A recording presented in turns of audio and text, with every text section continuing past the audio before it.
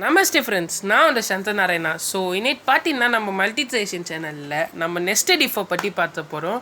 So C++ல nested இஃப்னா என்ன and தட்சியாக இந்த nested இஃபை வச்சு ஒரு எக்ஸாம்பிள் ப்ரோக்ராமும் அதில் நான் போட்டு காமிக்க போகிறேன். ஸோ இந்த நெஸ்டட் இஃப்னா இப்போ என்னன்னு சொல்லி பார்ப்போம். ஸோ இந்த நெஸ்டட் இஃப்னா என்னன்னு புரியணும்னா என்னோட போன வீடியோஸான சிம்பிள் இஃப் அண்ட் எல்ஸ் இஃபை பார்த்துட்டு வந்திருந்த மறக்காமல். ஸோ இப்போ நம்ம இந்த நெஸ்டட் இஃப்னா என்னன்னு பார்ப்போம். ஃபஸ்ட்டு நான் இஃப்னா என்ன சொன்னேன், ஒரு கண்டிஷன் தருவோம். அந்த கண்டிஷன் வர்த்தாவுன்னா என்ன மாதிரியான ஸ்டேட்மெண்ட்ஸ் வந்து பிரிண்ட் பண்ணோம் நம்ம சொல்லி ப்ரோக்ராம் பண்ணுவோம். அப்படி அந்த கண்டிஷன் தப்பாக இருந்தால் ஒன்றும் நடத்தாது. இதே இஃப் எல்ஸில் தந்தனா எல்ஸில் இருக்கிறது நடத்தும் அந்த கண்டிஷன் தப்பாக இருந்தால். ஸோ பட் இந்த நெஸ்டட் இஃப்ன்றது கொஞ்சம் டிஃப்ரெண்ட்டானது. என்ன பண்ணோன்னு பார்த்தீங்கன்னா, இப்போ நம்ம ஒரு இஃப் சொல்லி இன்னொரு இஃப் தருவோம். அதான் நம்ம ஃபஸ்ட்டு ஒரு கண்டிஷன் வச்சுருப்போம். அந்த கண்டிஷன் பாஸ் ஆனால் திரும்பி ஒரு கண்டிஷன் தருவோம். ஸோ ஒரு கண்டிஷன் சொல்லி இன்னொரு கண்டிஷன்ஸ் தரது தான் இந்த நெஸ்டட் இஃப் ஆக்சுவலாக. ஐ மீன் ஒரு இஃப் சொல்லையே இன்னும் பல இஃப் நம்ம வைக்கலாம். ஸோ அதான் இந்த நெஸ்டட் இஃப் ஆக்சுவலாக. ஸோ இந்த நெஸ்டட் இஃப் தான சின்டாக்ஸ் இப்போ பார்ப்போம் நம்ம. ஸோ இந்த நெஸ்டட் இஃபோட சின்டாக்ஸ் என்னன்னு பார்த்தீங்கன்னா, இஃப் தந்துட்டு நம்மளோட ஃபஸ்ட் அந்த கண்டிஷனை நம்ம தரணும். ஸோ தந்து முடிச்சிட்டு பார்த்தீங்கன்னா ஓப்பன் ப்ராக்கெட் போட்டு திரும்பி இன்னொரு இஃப் தந்து நம்ம செகண்ட் கண்டிஷனை தரணும்.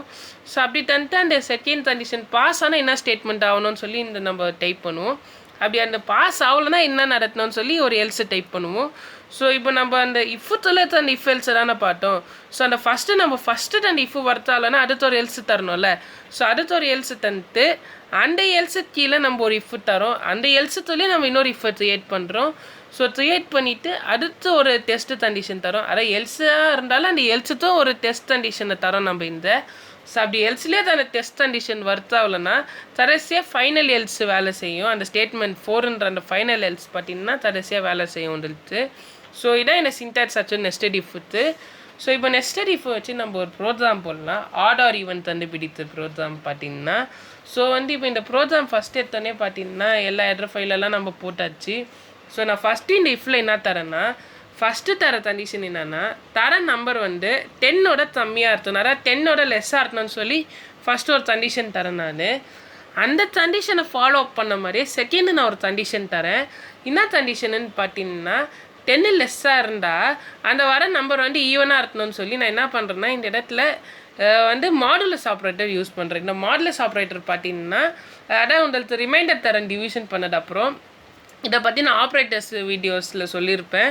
ஸோ இந்த மாடுலஸ் ஆப்ரேட்டர் என்ன பண்ணணும்னு பார்த்தீங்கன்னா ரிமைண்டர் தரோம். ஸோ நான் என்ன சொல்கிறேன்னா, இப்போ வர நம்ம இப்போ என்டர் பண்ணுறான்ல அந்த நம்பர் 10ஓட லெஸ்ஸாக இருந்தால் ஸோ அந்த நம்பர் வந்து 2ஆல் டிவைட் பண்ணால் ரிமைண்டர் வந்து 0 வந்தால் அது ஈவனுன்னு பிரிண்ட் ஆகணும், ரிமைண்டர் 1 வந்தால் ஆடாக பிரிண்ட் ஆகணும்னு சொல்லித்தரேன். அண்ட் எப்பவும் போல் எல்ஸில் வந்து என்டர் த ராங் நம்பர்னு தரேன்.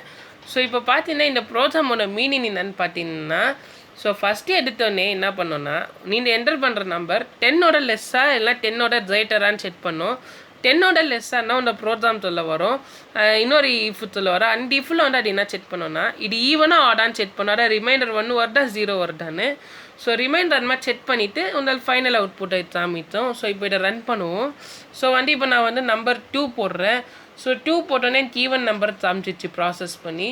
இப்போ நான் 11 போடுறேன். So you enter the wrong இன்புட்டுன்னு காமிட்டு இப்போ நான் 3 போடுறேன். எனக்கு it is an odd number காமிட்டு. ஸோ இந்த நெஸ்டட் இஃப் பார்த்தீங்கன்னா இந்த இடத்துல நல்லாவே வேலை செய்யுது ஆக்சுவலாக. ஸோ நெஸ்டட் இஃப்ன்றது இவ்வளோ தான் ஆக்சுவலாக. ஸோ இந்த வீடியோவில் உங்களுக்கு நெஸ்டட் இஃப்னா என்னன்னு சொல்லி புரிஞ்சிருத்துன்னு நான் நினைக்கிறேன். ஸோ இந்த வீடியோ லைக் பண்ணுற, ஷேர் பண்ணுற, சப்ஸ்கிரைப் பண்ணுங்க. வீடியோ பார்த்த மைத்து நன்றி, வணக்கம்.